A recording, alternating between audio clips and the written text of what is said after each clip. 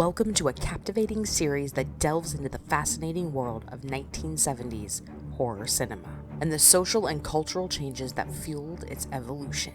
We embark on a journey through the shadows of a transformative decade where horror films emerged as a powerful reflection of societal anxieties and cultural shifts. Filmmakers pushed boundaries and challenged conventions.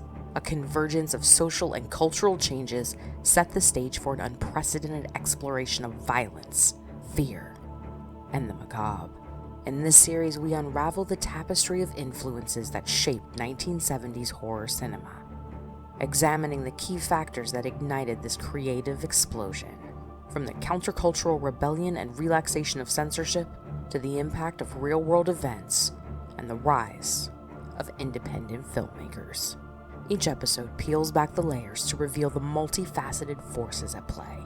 Join us as we delve into the dark recesses of the 1970s, where horror cinema became a powerful voice in reflecting and responding to a society in flux. Discover how these films became a cultural touchstone, resonating with audiences and paving the way for the future of the genre. Let the exploration begin.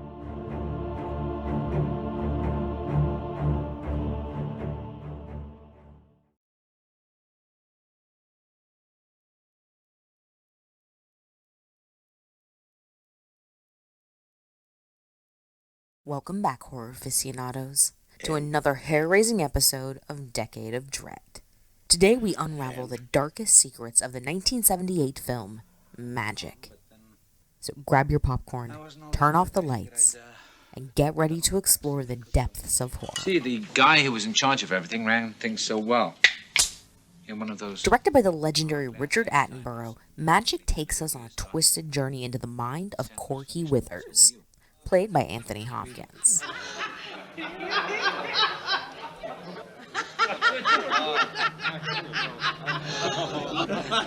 Let's go now. The story begins with Corky's dream of becoming a renowned magician falling apart. At the urging of his mentor, Corky takes up ventriloquism to improve his act. I'll guarantee I am! Enter Fats, Encourage him. I will now change a diamond into a heart. Corky's ventriloquist dummy. I want to hear about your sex life if you don't mind.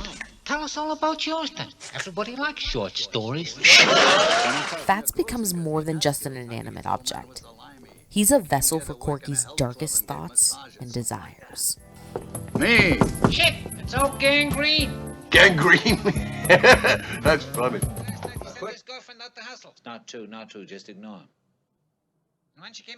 As Corky's success skyrockets, his sanity teeters on the edge. The lines blur between what's real and what's illusion. Fats takes on a life of his own, dominating Corky's mind and pushing him towards the brink of madness.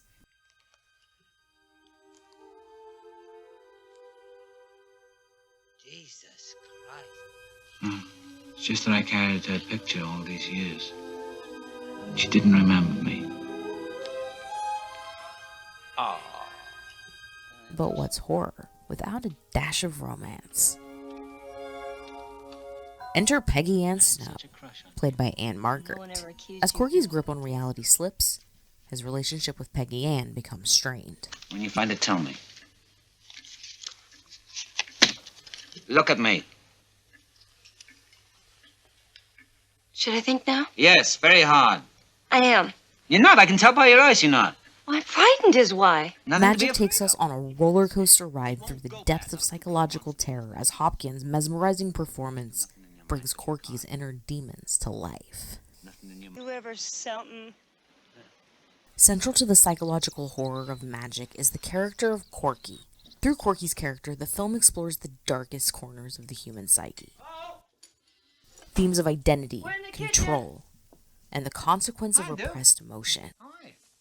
This loss of identity is a common theme throughout 70s cinema, but Magic makes that fear a character, gives it a voice. It dives into the trenches of horror and psychology in ways that hadn't been seen before. Horror cinema in the 70s is renowned for giving us slashers, violence, and gore. The Texas Chainsaw Massacre, Halloween, The Last House on the Left. These films were successful because their filmmakers understood the psychology of horror. But magic goes further. The psychology is the horror. Hey, Duke. There's no serial killer lurking in these woods. Fats isn't possessed by a supernatural force. The demons of magic are all Corky and his runaway it. Tell me, 'cause I'm the talent. Every terror in magic comes from Corky's mind. Magic isn't the first film to showcase a main character's psychological torment, but its approach makes it unique. Magic is more accessible than something like A Clockwork Orange, Repulsion, The Tenet, or Persona. It's not surreal or avant-garde. It's very human. It's everyday normal, which makes it all the more disturbing to watch.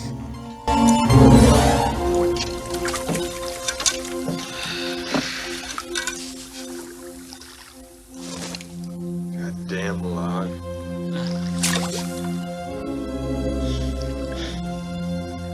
Any of that scotch left? Ventriloquism, with its uncanny nature, acts as a catalyst for psychological unease. As the film progresses, the audience becomes more and more immersed in a disorienting world. The audience is shown the film largely from Corky's perspective, and consequently, for most of the film, he doesn't seem particularly crazy. A little stressed out, tired, and anxious. But we're seeing Corky through the lens of his own mental illness, and even the audience's view of Corky and his environment are distorted. Through his eyes, it's just not that weird. Let's see. I just have to think of something else. You mean you're not going to change my diamond? Jesus Christ. What? It turned into a heart while I was holding it. Until about halfway through the film. A 10-minute scene that begins with Corky and Fats having an argument. Just because some sagging bitch of an original drops her pants for you. Shut up, Corky, you do it so good. You're even better than the garbage man. Ah! When Corky's agent, Ben Green, shows up unexpectedly. How do you like it? I think it's going to be terrific. What's with gangrene? Blue Cross repossess your tongue? Come on in, shut up. Come on in, Ben. I'll do the whole routine for you. How the hell did you ever find me? You're amazing. Green challenges Corky to silence Fats for 5 minutes. It's a little something anybody ought to be able to do. Now, if you can do it, fine. We'll forget this whole thing. But if you can't, we'll think about getting you to see somebody fast. Is it a deal? Name it. Make Fats shut up for 5 minutes. And about every 30 seconds, Corky asks for the time, like an addict trying to quit quitting. Failing upwards, or how to succeed in show business by outliving everybody. The cracks in what's left of Corky's fragile sanity widen, and the severity and horror of his condition becomes clearer.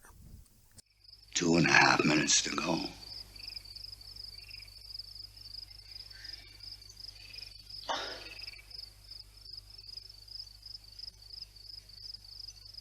I can't make it. Fats takes on a malevolent life of his own, serving as a manifestation of Corky's inner demons. Fats becomes a powerful symbol, a personification of Corky's fractured psyche, representing the submerged desires, fears, and traumas that Corky represses. Put you somewhere deep and lonely. Don't talk that way, please. Cut the migraine shit. Don't you care about anything? Christ, don't you care about the girl? As Fats gains control over Corky's mind, we witness a battle for dominance, a fight between Corky's id and ego, a battle that threatens to consume Corky completely.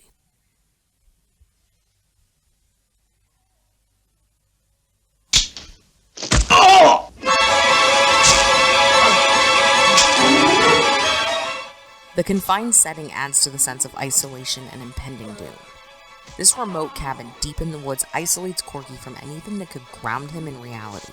When that isolation is threatened by Corky's agent, Peggy, or Corky's desire to run away without Fats, Fats forces Corky to respond dramatically, violently.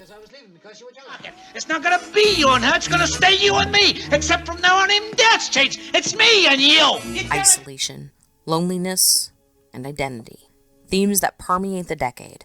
The socioeconomic and political changes of the 1970s gave rise to new fears and anxieties, as people were suddenly forced to navigate a very different world. Civil rights, women's lib, war was brought into homes when Vietnam became the first war broadcast on television. The anxieties and horrors playing out in American living rooms across the country. The world was expanding at an unprecedented pace, leaving a population that was alone and confused. Films like Magic put front and center the fragility of the human psyche. The 1970s marked a significant shift in the landscape of cinema. Deeper, more complex human emotions began to emerge on screen. Audiences were drawn to introspective and thought-provoking narratives that challenged traditional conventions. Magic emerged at a time when films like Taxi Driver, One Flew Over the Cuckoo's Nest, and Apocalypse Now were pushing boundaries and tackling themes of mental illness, identity, and societal disillusionment. Against this backdrop, Magic tapped into the prevailing cultural fascination with psychological exploration and provided a dark and introspective tale that resonated deeply with audiences of the time. Duke? I left Schmucko down on the cabin. Open up, huh? You and me gotta have a quick palaver. Corky, there's nothing Magic to say. continues to influence horror in cinema today. Its exploration of psychological terror and the fine line between reality and illusion has left an indelible mark on subsequent works in the genre. All right, Its go away influences can be fast. seen in more recent films like Whiplash and Black Swan that all blur the edges of reality and leave characters questioning their sanity. Smile. Promise it will. He made it for you, Peg, for you to remember him by. See, he's leaving now and he wants you to have to. It showcased the terrifying possibilities of Anthony Hopkins 13 years before he would introduce the world to Dr. Hannibal Lecter. Directors like James Wan, who directed Dead Silence, another film about a murderous ventriloquist dummy, Guillermo del Toro, and Christopher Nolan, all cite Magic as influential in their work. In late 2020, it was announced director Sam Raimi was even in talks to direct a remake.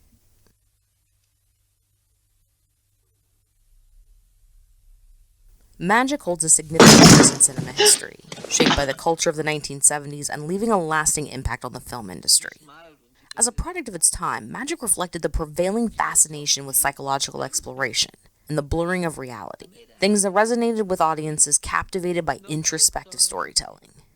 The film's examination of fame, identity, and the descent into madness showcased the evolving tastes and interests of the era.